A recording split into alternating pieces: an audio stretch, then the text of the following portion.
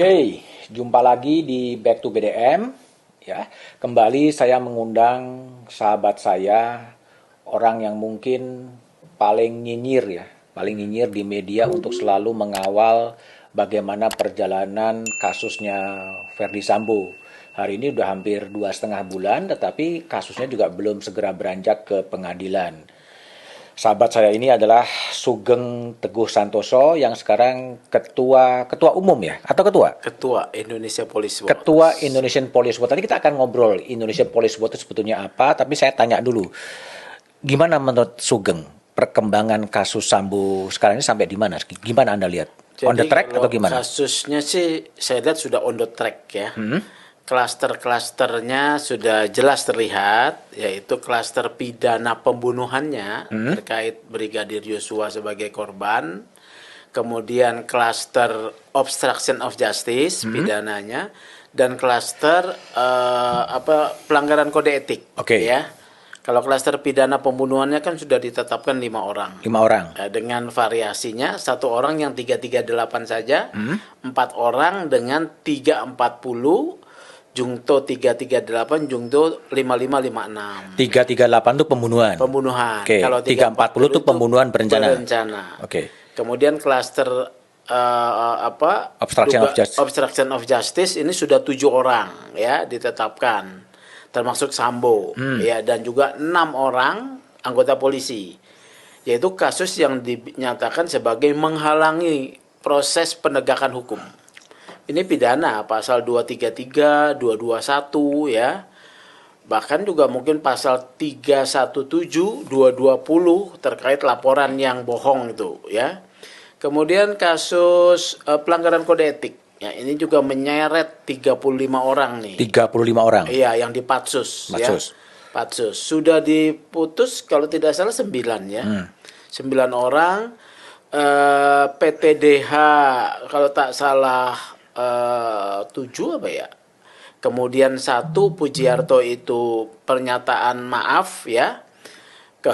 Kemudian ada AKP Diah ya, demosi 1 tahun.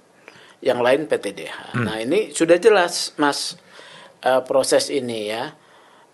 Pertanyaannya kan what next setelah kasus ini meledak, kemudian dengan membuka segala macam catatan-catatan di tubuh Polri, di jantungnya loh, di jantung Polri-nya loh ya. Ini what's next ya. Tapi perkaranya sendiri kan sampai sekarang juga masih mondar-mandir ya, antara kan jaksa polisi. Biasa Mas ya.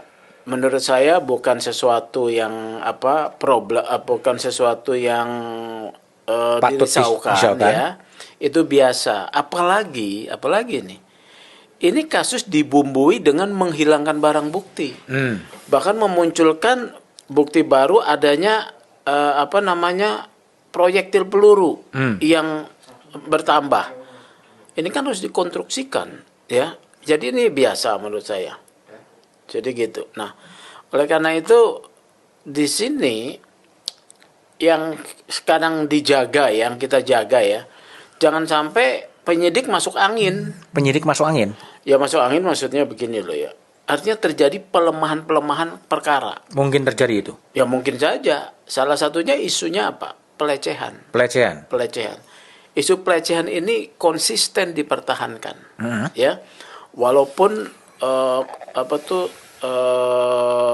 bantahan maupun serangan terhadap isu pelecehan ini kuat, tetapi konsisten ya. Pada satu sisi saya mengapresiasi pengacaranya ya. Dia tenang tetapi juga konsisten pada isu pelecehan. Karena kalau isu pelecehan maka larinya adalah pada mempertahankan harga diri, harkat martabat ya. Apalagi orang Makassar. Nanti kalau ada diksi siri ya muncul dalam sebagai satu sistem nilai, ini bisa membantu loh FS loh. Bisa membantu FS. Tidak kena pasal 340 ya, kenanya 338. Kalau 338 sih udah pasti ya. 338. Tapi kan suara pelecehan itu kan bukan hanya disuarakan oleh kubunya Verdi Sambo dan Putri dan pengacara, tapi juga Komisi Nasional Hak Asasi Manusia, Komnas Perempuan kan juga menyuarakan pelecehan itu sebetulnya. Itu menurut saya produk prakondisi. Produk prakondisi. Iya. Artinya Sambo terlebih dahulu untuk Ada prakondisi. memprakondisikan Oh, bahwa dari tanggal 8 kejadian itu sudah prakondisi kemana? 8 Juli. 8 Juli. Ya, saya dapat informasi sudah prakondisi kemana-mana, termasuk ke IPW. Ke IPW. Iya. Artinya ketika 8 Juli meletus kejadian, Terus IPW 11 Juli, 11 Juli, ketika masih gelap gulita ya, IPW menyatakan 3 hal. Kasus ini janggal, oke, karena itu bentuk tim gabungan pencari fakta, kemudian nonaktifkan Sambo. Waktu itu kan Sambo masih kuat berada sedang PCR, tidak ada di tempat. Iya. Ya. 11 Juli, kemudian 12 Juli saya dihubungi oleh anggota anggota DPR. Anggota DPR. Ya, anggota DPR yang menyampaikan versi yang disampaikan Ibu PC itu dilecehkan, ada pengancaman, terusnya waktu ditegur dia menembak gitu ya. Ini versinya begini. Terus Sambo itu ada bahasa gitu. Sambo itu menyesal, kenapa bukan dia sendiri yang nembak sih? Itu sampai ke saya. Tapi dari anggota DPR. Anggota DPR. Oke. Terusnya ada polisi, Mas BDM, tanggal 15 Kombes. Polisi datang ke IPW. Meminta bertemu saya. Oke. Tanggal 15 akhirnya ketemu. Dia Kombes ya. Dia dari anggota Satgasus juga. Menceritakan yang sama. Hal yang sama. Bahkan pelecehan itu sampai persentuhan fisiknya juga dia kasih tahu. Dipegang kakinya ya, kemudian mau dibekap, dipakai pistol. Jadi dengan itu saya sudah mendengar ada prakondisi, termasuk kepada komisioner-komisioner. Komisi Nasional Hak Asasi Manusia. Iya, komisioner kayak komisi perempuan ya. Komnas Perempuan. Komnas Perempuan, LPSK ya, kemudian Komnas HAM ya. Jadi prakondisi itu ada, media juga adanya juga. Bahkan Dewan Pers ini katanya lagi dilaporin nih. Iya. Ya. Jadi memang kerjanya sistematis sebetulnya ya. Kerja sistematis untuk apa sebetulnya? Untuk menghilangkan jejak pada kasus pembunuhan tersebut. Enggak dalam konteks prakondisi bahwa ini diawali dengan pelecehan seksual atau pemerkosaan atau apapun juga? Iya, untuk menghilangkan jejak itu, Mas. Kan tidak bisa dihindari ada orang mati di rumahnya. Oke, ya mati. Kan? Oleh karena itu, untuk menghilangkan jejak kasus ini, dibuatlah skenario cerita seperti tadi. Disampaikan kepada berbagai pihak. Oke. Itu upaya untuk yang saya sebut prakondisi. Oke. Produk prakondisi. Jadi ketika Komnas HAM dan Komnas Perempuan menyatakan itu ada pelecehan, itu adalah produk prakondisi. Produk prakondisi yang mungkin juga tidak didasarkan pada bukti atau saksi. Hanya kan, nah ini basisnya nih kan undang-undang pemberantasan kekerasan tindak seksual. Pidana kekerasan seksual. Itu keterangan saksi satu saja sudah cukup sebagai satu bentuk diakuinya adanya proses yang akan dilakukan, proses penyelidikan. Cukup. Gitu loh, ya. Jadi Komnas Perempuan juga basis teoritisnya ada, ya. Berdasarkan undang-undang PKS ya. Tapi saya melihat dan saya selalu katakan, apakah dari awal ya, apakah ada hasil yang namanya visum et repertum psikiatrum? Karena kan Ibu PC ini selalu bilang sedang trauma berat. Nah, saya bilang, oke. Apakah ada assessment dari yang berwajib, dalam hal ini polisi, yang menunjuk psikolog forensik atau psikiater forensik yang memeriksa, melakukan assessment kepada Ibu Putri sebab dia traumatik itu sebab apa? Apakah sebab dia karena melihat Yosua ditembak, seseorang yang secara personal dekat dengan dia, atau karena dilecehkan? Menurut saya itu tidak ada, ya. Jadi menurut Anda juga tidak ada pelecehan seksual itu? Tidak ada. Jadi itu yang memang ada diciptakan? Konsensual. Bahwa peristiwanya ada? Ada, tapi konsensual. Iya, kesepakatan. Anda juga meyakini bahwa itu ada? Ada. Dari mana? Tahu bahwa ada kalau konsensualnya? Tidak ada sama sekali kan Susi tidak nangis, Kuat Ma'ruf tidak, kemudian tidak terjadi insiden di Magelang itu loh. Ini ada perjumpaan itu ya, menurut saya ada perjumpaan yang saya sebut konsensual itu ada. Entah antara siapa nih, antara J atau antara KM dengan Nyonya PC, gitu. Karena ini gelap di sini. Anda bisa punya keyakinan bahwa ada perjumpaan yang konsensual sifatnya itu based on dari penyelidikan dari IPW sendiri atau masukan dari dalam atau gimana? Pertama informasi ya. Informasi. Saya dapat informasi. Nah inilah IPW selalu dapat informasi tapi tidak disertai dengan faktanya gitu loh ya. Kemudian dengan kita memetakan informasi, kemudian fakta yang diangkat oleh media, ya seperti gini Mas BDM. Kenapa IPW tanggal 11 Juli ketika masih dalam gelap itu kita bisa menyatakan ada minta TGPF dan nonaktif Sambo. Kita dapat informasi sepotong. Informasi dari? Adalah pihak tertentu lah. Dari dalam juga? Iya. Okay. Ya, dari dalam. Yang kami dapat itu adalah setelah kami analisis data ini sebelum ditembak dianiaya. Ya. Kalau dianiaya artinya cerita penembakan itu bahwa tembak menembak bohong.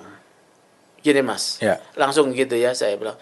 Kalau bohong maka karena terjadi di tempat rumah pejabat utama tidak bisa diserahkan kepada satu lembaga reserse saja atau propam saja.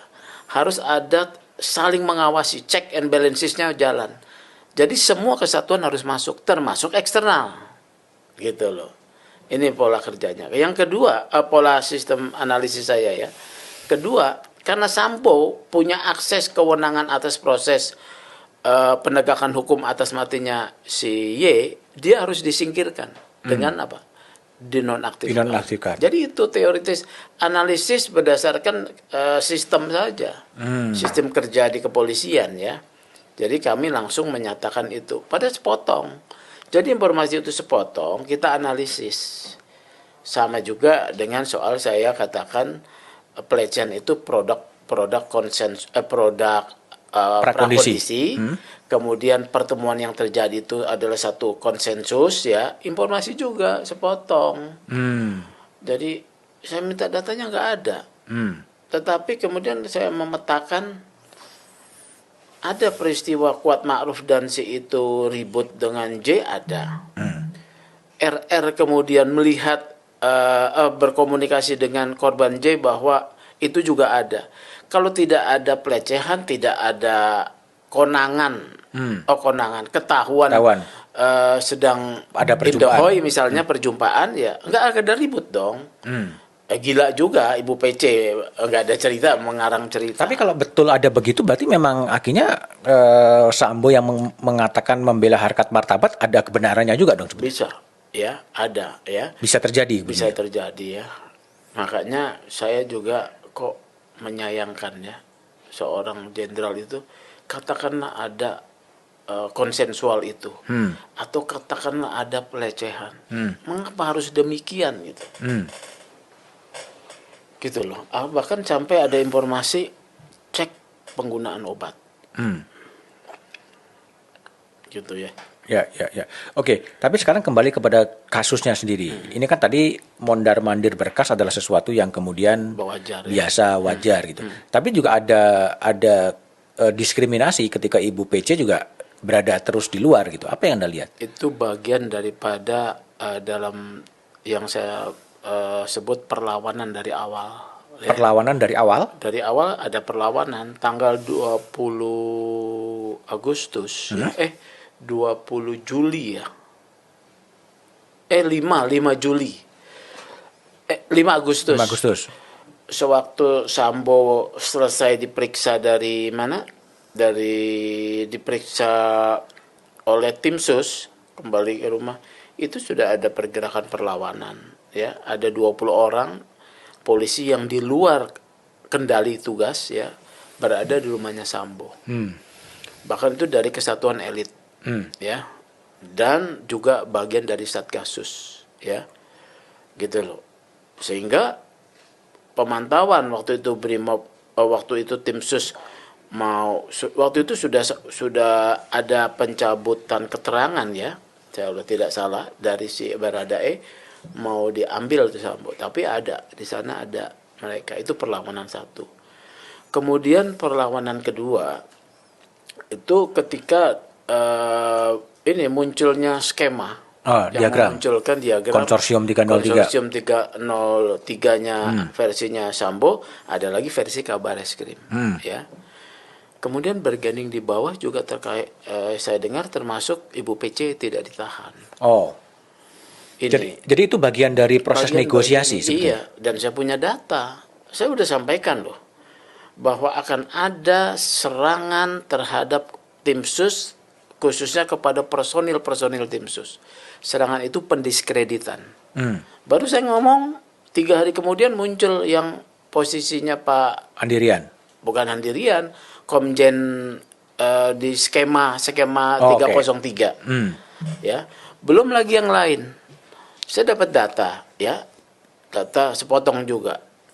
Adanya Sambo itu memegang informasi boroknya polisi jenderal. Ada. Oke. Ya. Oke. Jadi itu artinya kalau dalam konteks itu kan masih proses persidangan ini juga bukan tidak mungkin terjadi perlawanan-perlawanan di panggung peradilan nanti. Sebelum sampai sana, dia akan berusaha melawan dalam proses penyidikan, ya.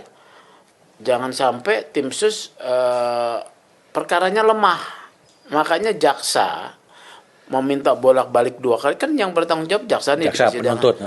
Mau minta petunjuk-petunjuk itu kan sebetulnya ada dugaan perkara itu selain memang barang buktinya hilang, ya ada kecurigaan pelemahan kasus. Pelemahan kasus yang dirancang oleh tim sus gitu maksudnya? Dipengaruhi Tekanan, di bawah tekanan juga. Iya, tekanan. Ya. Untuk menghindarkan dari 340. 340. Ini 340 problematik loh. Problematik khususnya begini ya, setidak-tidaknya Mas BDM. RR, KM itu perannya apa sih? Ya, kalau Sambo kan jelas. Kemudian Nyonya Putri juga perannya apa? Perannya apa? Iya, nggak pernah jelas nih. Oke. Ya, kalau itu ya. Makanya ini akan cukup jadi sesuatu yang problematik di persidangan. Ya, akan menjadi pertanyaan kerja tim sus nanti di persidangan. RR itu perannya apa? Dia tahu nggak niat melakukan persiapan pembunuhan? Menurut saya nggak bisa dibuktikan tuh RR tuh. Ya. Kalau KM mungkin punya motif dari awal di Magelang dia sudah ribut sama Yosua, ya. Tapi nyonyanya apa perannya? Peran fisik di mana? Duren 3. Nah ini kan sesuatu yang secara teknis hukum aja kita lihat orang luar melihat problematik. Bagaimana kemudian Sambo mau juga yang lain dia selamatkan juga termasuk istrinya, ya. Nah di sini belum lagi terhadap Sambo. Rekonstruksi kan terjadi perbedaan, ya. Rekonstruksi Sambo menyatakan dia tidak menembak dan ngomongnya apa? Cat hajar. Richard bilang tembak. Udah beda nih. Yeah. Kata-katanya cat hajar. Richard bilang tembak. Sambo bilang tidak menembak. Richard bilang dia menembak. Dan dari awal tidak pernah ada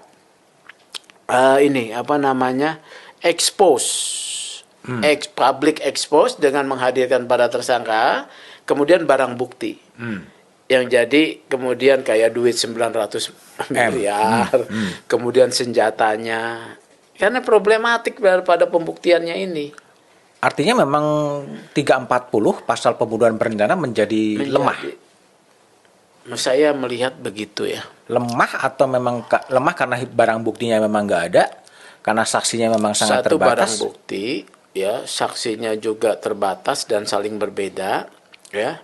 Kedua teoritis nih ya, antara munculnya kehendak melakukan delik tindak pidana membunuh dengan pelaksanaan itu mepet nih. Peristiwa apakah persiapan itu saguling yang cuma 30 menit jedanya sampai matinya Brigadir Y atau dari Magelang? Mau dikonstruksikan yang mana? Ini yang dibolak-balik jaksa itu bertanya 340-nya di sini nih. Sama peran RR ya. Peran RR ini saya juga membingungkan. Karena kan RR bilang kalau saya tahu si itu mau ditembak, saya akan lepasin dia, turunkan dia di mana? Di rest area. Kan dia berdua nih. Ya. Jadi ini problematik ya. Akan menjadi catatan yang berat buat tim sus pada saat persidangan. Jaksa tidak mau kena getahnya juga menghadirkan itu. Apakah jaksa akan menuntut 340? Belum tahu juga. Belum tahu juga dalam dakwaan nih. Bisa saja dakwaannya adalah kumulatif ya. Dakwaan pertama, dakwaan kedua, gitu ya. Dakwaan pertama, dakwaan kedua. Kalau dakwaan pertama, dakwaan kedua kan harus dibuktikan dua-duanya nih. Atau alternatif. Nah, jadi ini ada problematik.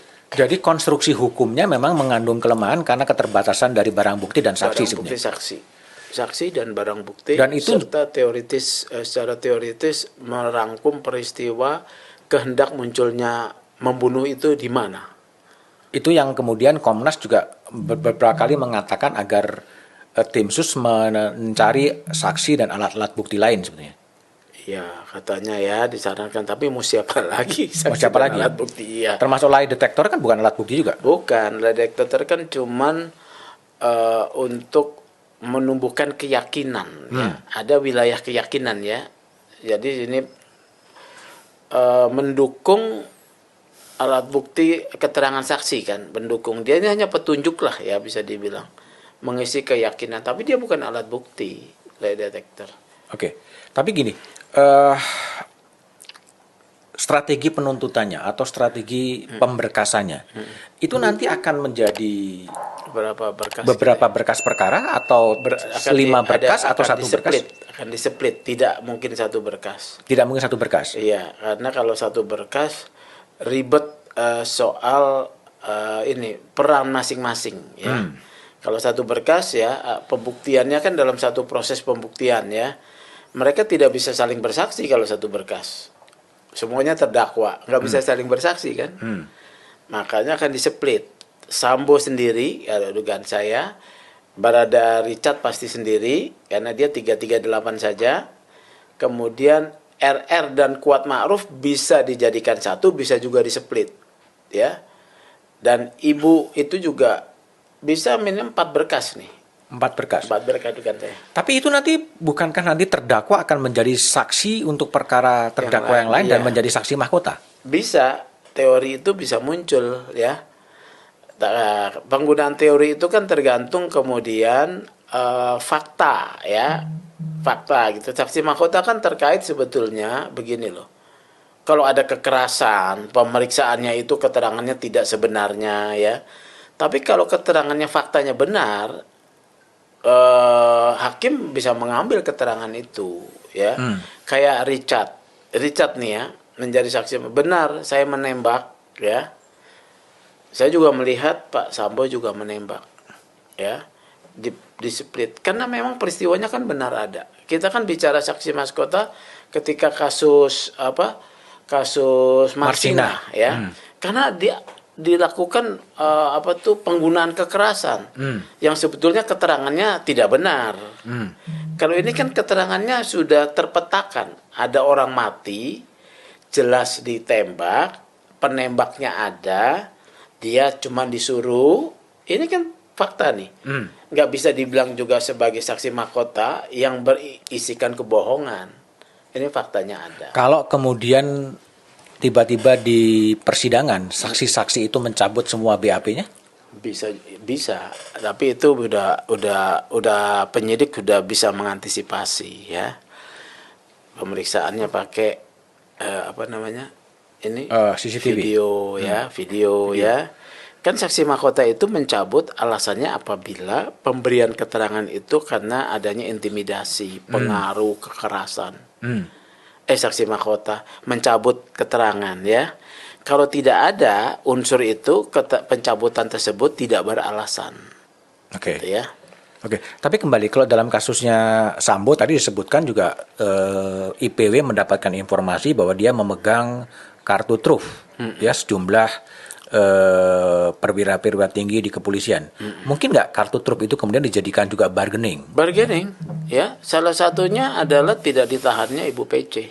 Oh, itu bargaining. Bargaining, ya. Dia juga ingin melindungi kan istrinya, ya. Ya.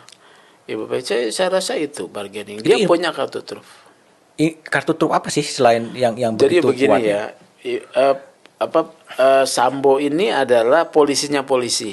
Ah, Ya, polisi-polisi, dan ya yang polisi jujur itu cuman Hugeng dan polisi tidur katanya Gus Dur. Gus Dur. Ah, Ya. ah. Kalau dia polisinya polisi, dia tuh informasi pelanggaran itu seabrak-abrak. Ya, dia bisa buka satu-satu. Kalau dia sudah merasa waktunya buka, dia buka. Dan sekarang kan juga menurut saya ada komunikasi juga yang dilakukan oleh dia. Kepada? Ya, kan Pak Kapolri bilang dia mengancam juga, takut semua kan. Ada kan bahasa Pak Kapolri, penyidik itu takut bukan karena takut digebuk. Masa polisi takut digebuk? Takut karena terkait dengan penggunaan kewenangannya dia yang sebelumnya. Disitulah Gitu loh. catatan polisi ya. dia pegang.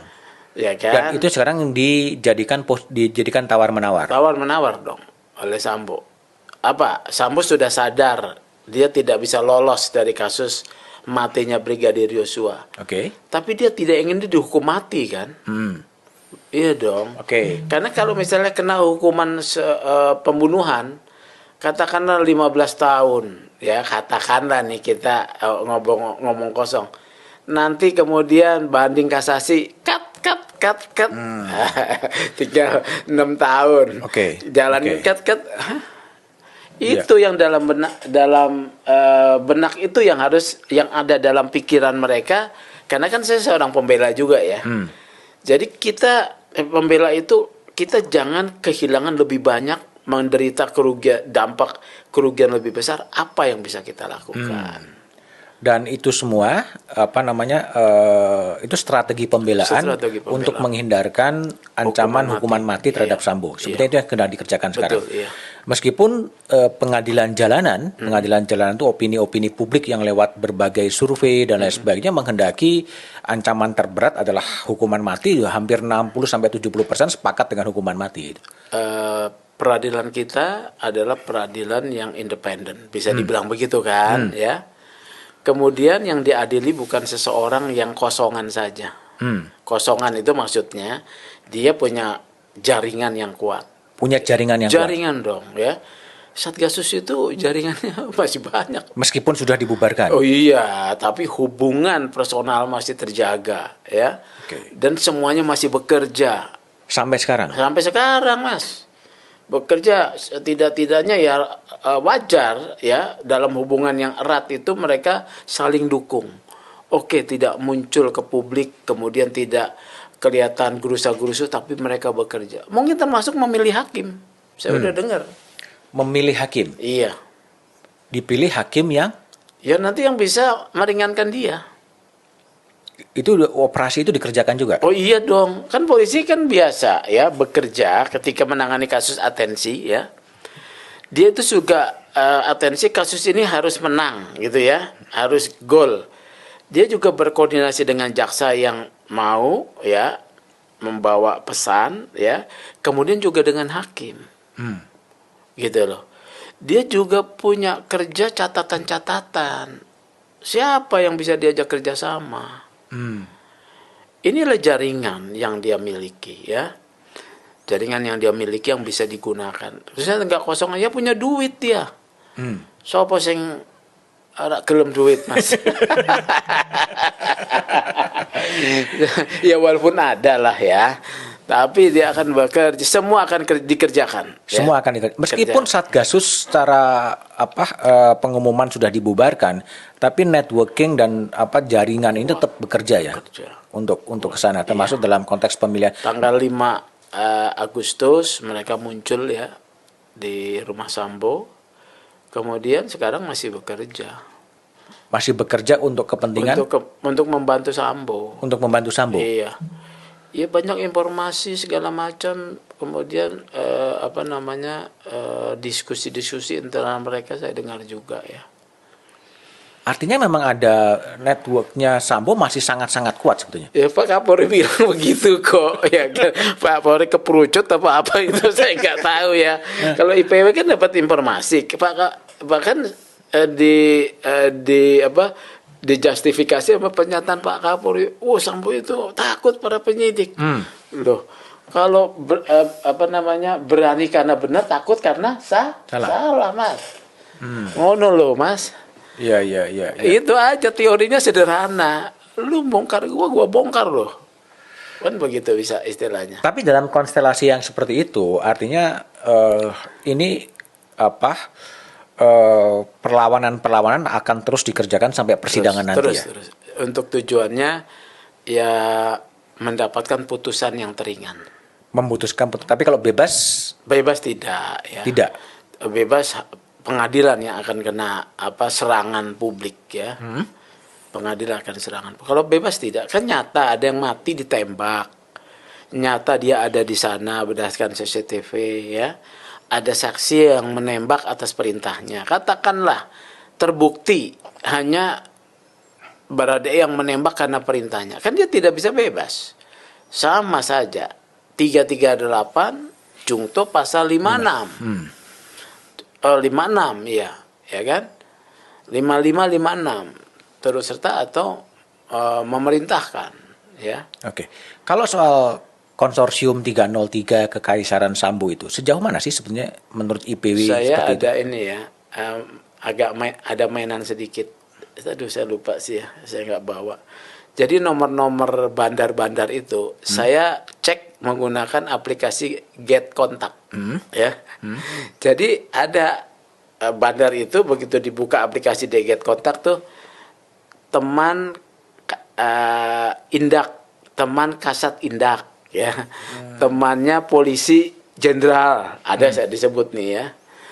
Di mananya? Di nomor teleponnya? Iya. Kalau Mas Budiman ini kan ada Get Contact, kita masukin nomor itu, nanti akan ada muncul 100 identifikasi, nomor itu dicatat di orang-orang itu sebagai apa namanya. Gitu loh ya. Itu Get Contact tuh. Teman Bapak. Berarti ini ajudan nih. Dia datang nih, bandar itu datang. Dan ada nama-nama jenderal disebut. Di dalam nomornya si bandar ya. Nomor bandar ini tercatat di nomor telepon orang lain sebagai apa. Gitu ya. Jadi itu nyata sebetulnya ada bandar itu, tapi kan tidak ditangkap bandarnya ya.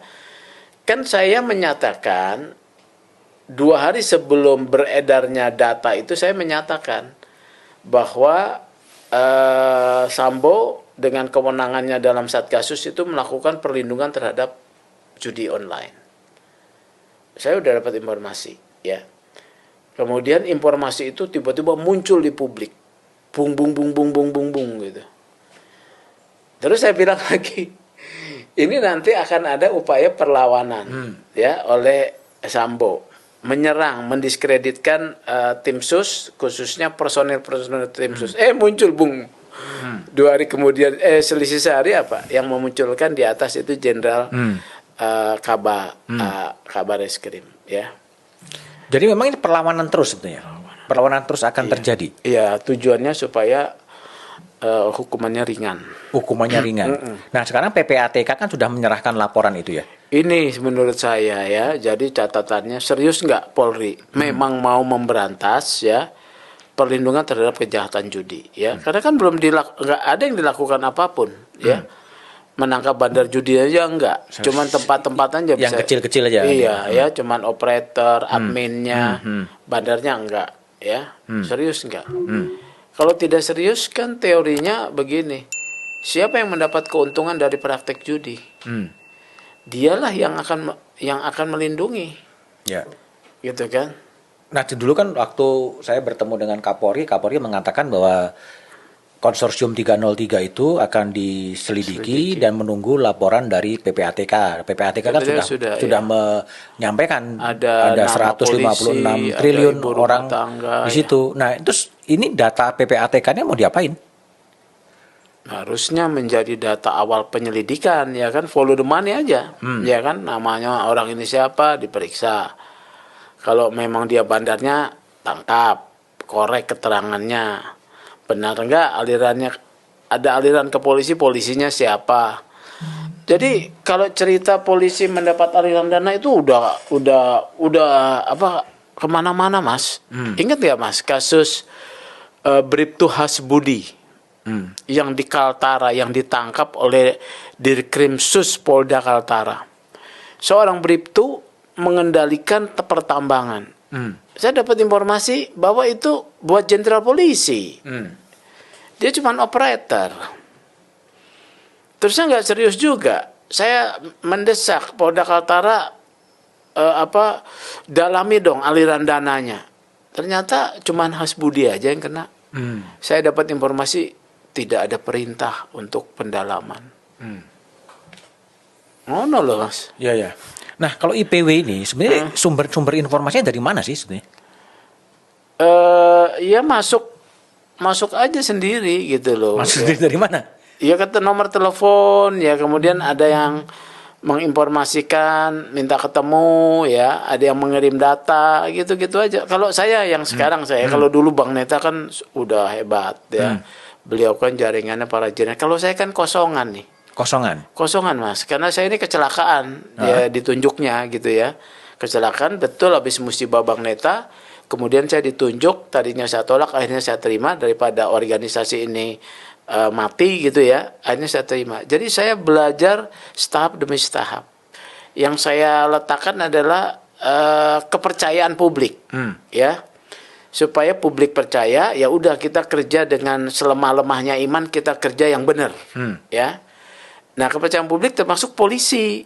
Publik ini termasuk polisi nih. Kalau masuk ke data saya, dia nomornya begini, kami masih ada. Nomor beda-beda, tulisannya kami masih ada. Polisi yang beda nih. Artinya mau menunjukkan polisi yang baik itu masih ada. Oke. Gitu ya. Jadi informasi-informasi yang masuk ke IPW juga sebagian besar dari kepolisian juga. Iya, kayak yang flowchart itu kan polisi. Itu kan model polisi yang bikin tuh. Kalau buat gelar perkara, ya, paparan. Tapi gimana IPW memverifikasi bahwa informasi-informasi yang diberikan itu informasi yang valid? Nah, itu kemampuan seadanya ya.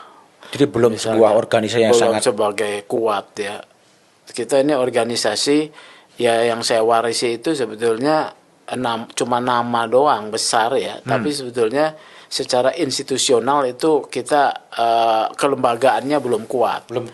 Jadi oleh karena itu di tangan saya kami mau raker ya, kami mau memperkuat kapasitas organisasinya, ya. Mau tidak mau akhirnya harus saya kerjakan ya, karena sudah saya ambil mandat ini, saya harus kerjakan, membentuk tim litbang ya, kemudian tim advokasi karena banyak harus ditindaklanjuti kan ya. Enggak sekuat ICW. ICW kan kuat ya, risetnya segala macam. Kami cuman ababnya yang kuat. Ababnya aja yang kuat. Ya, ababnya kuat. Iya, ngomongnya aja ya. Risetnya kan kami harus dalami, tapi ya bersyukurnya ada data masuk. Kayak hari ini kita rilis ya. Hari ini saya merilis Kepala Biro Wasidik Bintang 1 Brigadir Polisi Ika itu diduga memalsukan hasil gelar perkara. Kan sedih kita. Tapi kan belum tentu betul juga kan itu? Oh, datanya A1, Mas. Udah verifikasi kalau ini. Ini udah verifikasi. Bahkan sudah ada yang ditindak sebetulnya. Tapi dianya yang dilindungi. Makanya dilapor ulang ini. Jadi praktek-praktek lancung ya dari kepolisian itu khususnya di reserse itu gila-gilaan. Gila-gilaan, Mas. Dan uang itu kan didapat juga yang non budgeter itu kan dari praktek reserse. Bahkan saya mendengar ya di satu kesatuan misalnya reserse ya, anak buahnya harus setor, Mas. Anak buahnya harus setor untuk bertahan di tim itu. Maka mereka akan melakukan praktek-praktek yang nggak benar. Jadi budaya setor ke atasan masih ada? Masih, ini saya makin banyak dapat terima informasi, makanya Pak Kapolri kalau memang mau bersih-bersih, setiap IPW melansir itu tolong didalami. Ya, jangan hanya jadi berita muncul saja. Ya, didalami, kami tujuannya untuk ya membantu Polri menjadi postur yang bisa dipercaya oleh publik. Gitu loh, ya. Meskipun belum tentu informasi itu betul juga kan? Oh iya, harus tetap didalami dong, ya kan? Kalau misalnya sudah kami rilis, kami sudah verifikasi tuh. Kalau sudah kayak hari ini ya, saya rilis itu kami sudah verifikasi data. Kalau belum kami tidak rilis. Ya, tidak rilis. IPW itu anggotanya berapa sih, Kang? Telu. 3 orang. Pendirinya Pak Bang Robin Ong ya, itu Fotografer Tempo. Kemudian Nadiar itu juga wartawan. Kemudian Data Wardana dan almarhum Neta Pane ya. Beliau kan Pak Neta udah meninggal ya. Tinggal 3 nih ya. Nah, kalau saya kan bukan siapa-siapa. Saya ini orang cabutan ya. Entah dipercaya kenapa saya nggak ngerti, akhirnya saya jalanilah tugas ini karena ini juga menarik buat Dananya saya. dari mana? Ya kalau bikin rilis kan nggak perlu dana mas. Kayak hari ini saya mengirim kepada, kan di data saya ini ada 400 nomor telepon wartawan, termasuk mungkin wartawan-wartawan Kompas. Saya kirim aja, ya nanti itu paling kan sama wartawan, katakanlah wartawan-wartawan yang media-media online yang apa gitulah ya, yang bodrek atau apa, ya saya kirim aja ya. Butuh dana nggak butuh kan, cuman mengirim. Kadang-kadang nah yang bodrek-bodrek ini ya minta pang pulsa dong. Saya kan punya kantor. Oh, dari kantor advokat. Iya dong, masa kalau cuman Jadi sebulan dana IPW ditopang Iya subsidi silang dari kantor advokat iya juga dong, kalau saya sekarang ya. Belum ada dana funding dari luar. Untuk apa? Karena IPW kan kelembagaannya belum dibangun sebagai kelembagaan yang yang kuat ya. Ada litbang, ada advokasi ya. Kemudian kita membentuk di daerah kan belum ada. Nah ini di tangan saya ini nanti kita akan bentuk tuh, memperkuat kapasitas organisasi ya. Mungkin setelah ini agak reda, kami mau cari waktu nih kalau nggak di September atau Oktober ini, kami mau raker ya, memperkuat kapasitas organisasi. Kita bentuk. Raker berapa orang yang hadir? Ya kalau raker itu sebetulnya kan teman-teman IPW ini anggotanya wartawan-wartawan yang ada di kandang ayam. Jadi ada istilah kandang ayam nih teman-temannya almarhum Bang Neta. Ya kalau dihitung-hitung mungkin ada 20 lah. Kebanyakan wartawan-wartawan. Wartawan, nyaris semuanya wartawan, hanya saya saja dan Bang Johnson sama Johnson Jahitan. yang non wartawan ya. Nyaris itu kan IPW didirikan oleh wartawan ya. Jadi mereka yang wartawan kriminal yang biasa bertugas di kepolisian tahun 99 bahkan 95 bikin Gamakpol, lembaga pengamat kepolisian. Kemudian Bang Neta di sana, kemudian 99 Bang Neta mendirikan IPW itu. 99. Dan dia tugasnya adalah watchdogging, memantau perilaku kepolisian. Iya, betul. Bersaing dengan Kompolnas. Ya nggak bisa bersaing lah, Kompolnas kan besar ya kalau IPW. Waktu zaman Bang Neta ya kayak saya mendengar Bang Neta berpengaruh ya di kepolisian ya, almarhum ya. Kalau saya kan belum, ya saya baru nih. Saya berharap ya bisa tetap menjalankan tugas, mengontrol kerja kepolisian. Serse loh. Serse ngeri mas. Serse ini mainan kulak-kuliknya ya, karena penyelidikan dan penyidikan itu sifatnya tertutup. Di situ mereka bermainnya. Akses atas informasi, data, fakta, alat bukti mereka yang memainkan. Oke. Gitu. Kalau dalam meskipun masih singkat memimpin IPW, saran perbaikan dari IPW terhadap kepolisian apa? Jadi begini mas. Serse ya di ini ya. Ya manapun lah. Gini, 3 nih mas. Polisi kan membuat perencanaan, pelaksanaan dan pengawasan sendiri, ya. Nah, menurut saya pengawasan ini yang harus kemudian dibagi. Pengawasan. Ya pengawasannya. Mereka kan pengawasan internal tuh Irwasum. Propam dan Wasidik, ya. untuk penyelidikan dan penyidikan wasidik.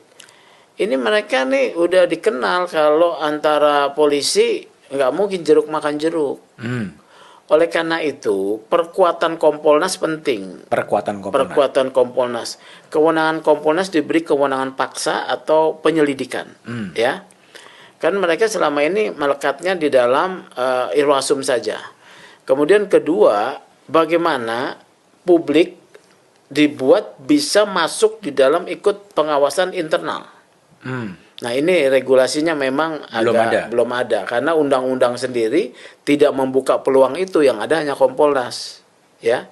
Bagaimana ini? Apakah di Komisi Kode Etik, ya, karena beberapa model kode etik profesi itu menyerap publik dan juga ahli, advokat, dokter, bahkan di KPK, ya kan ada tuh menyerap itu, ya.